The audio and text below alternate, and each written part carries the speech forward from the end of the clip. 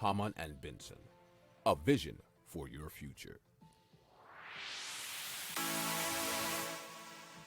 Le journal des stratèges.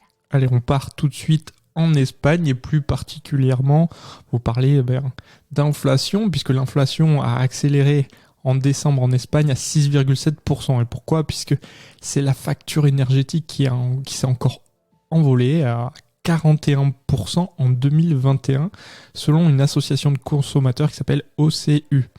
Alors, le poste énergie, nous dit-on dans cet article des Échos, est passé de 50 à plus de 80% des coûts de production pour les secteurs électro-intensifs comme la sidérurgie ou la chimie.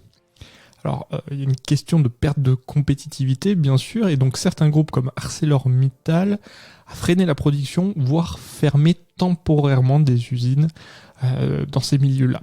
Alors, on a des réactions des économistes et notamment Natalia Fabra, qui est professeure à l'université Carlos III de Madrid, qui est spécialiste d'énergie, qui a dit que la Commission européenne est en fait un petit peu fautive de cette situation, puisqu'elle a limité l'action des États membres et ne peuvent que compenser l'impact immédiat pour les familles.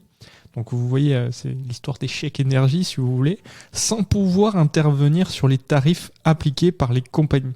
Et oui, parce qu'avec la privatisation de toutes ces entreprises qui produisent de l'énergie, eh bien, les États ne sont plus responsables de leur propre production énergétique, puisqu'ils l'ont déléguée au privé. Alors, il y a une petite différence, on va dire, en France, par exemple, où EDF est quand même détenu à majorité par le capital de l'État. Donc, c'est pour ça qu'ils ont pu intervenir, même si ça a créé une certaine controverse, on va dire. Et c'est effectivement l'exemple qui est pris dans l'article, puisqu'ils ont permis en France de maintenir le mégawattheure à 46 €, alors que les Espagnols paient leur nucléaire beaucoup plus cher, 240 €, effectivement, 6 fois plus cher.